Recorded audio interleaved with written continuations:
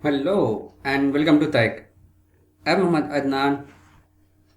In this video, we are going to discuss an interesting topic, which is in one bookmark we can make two actions. Yes, that is possible in Power BI. So let's dig into it.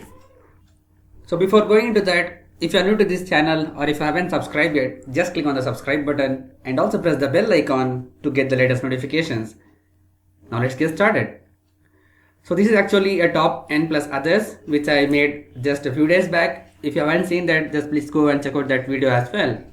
So moving on to here, if I select any filtration here, for an example like Pacific, the report gets filtered here, right? And if I go back to here, I just use the sync slicers here, which is a function which we can use in Power BI. If you are not aware of sync slices, then please check out that video which I have made earlier. So here also the same filter applies, which is Pacific. Now if I click on North America, then this filtered and also this report also filtered, this page also filtered to North America. If I go back to this one, North America, and here I have a button which is basically a bookmark button which I have added. Let me just increase the font size here. Okay, so now go to top end sheet with reset. If I click on this button, then whatever filter I have applied here, it just washed away. So if you notice, it has done two things. One, it has redirected to this page and it has removed all the filters, right? So that is what I said, two actions. So basically that is actually the two actions which I have done here. If I go back to page 3, then here also the filter is not here because of the sync slices. So logically how I have done here is, so first of all I am into the top end sheet and here I need to create a bookmark. So I just selected these visuals which I need to make an impact, and then I just used add button to add a bookmark and give it a name here by double clicking it.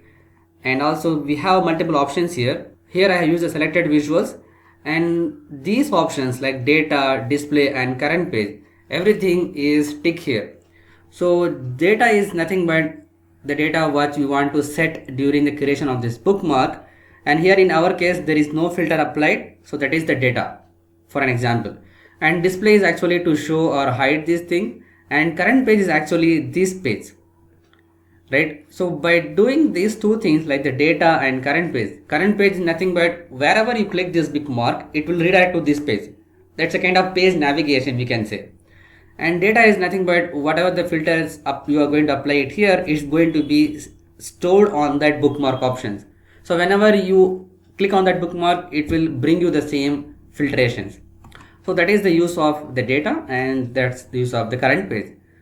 And what I did here, I just used the sync slices on the page 3, and then I added a buttons here and the blank button. We can also use this bookmark navigator, but here in my case for this example that doesn't require.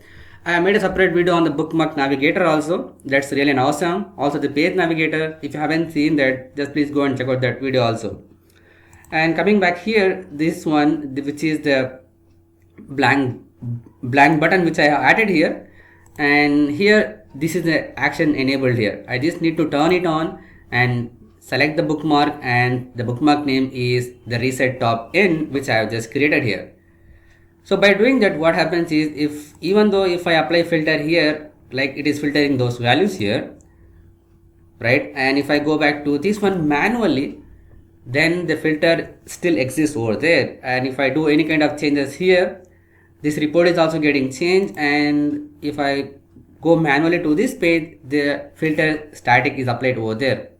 Now even though with this slicer, with this filtration, if I click on this go to top and reset, then it will redirect to this page top n plus others, and even the filter is also get removed. This actually does the two jobs. One is the page navigation and another is the reset options if you want to do. So this is also brings up one more topic, is actually if you want to reset a kind of page which you need to make it on the visual, like if you have multiple slices and you want to keep a reset button so that whatever the user has filtered, it has to switch it back to the previous stage what you have published. In that case also, what you need to do is you just need to create those slices, and you just need to you should not have to select anything. You just need to create one bookmark with selection of all those visuals, and by keeping this data to be tick here, and also to be current page and display, and also selected visuals. So by doing that, the reset options will be applied to that particular page. Okay, so now I just copying this one and pasting it here on this page itself. Just want to show you about the reset one. So I'm just going to change this the name here, which is here reset. Anyway, okay, so now if I filter here anything here, right, and if I click on the reset options, then it's removing everything. So we have done two things here. One is kind of page navigation, another is kind of reset options.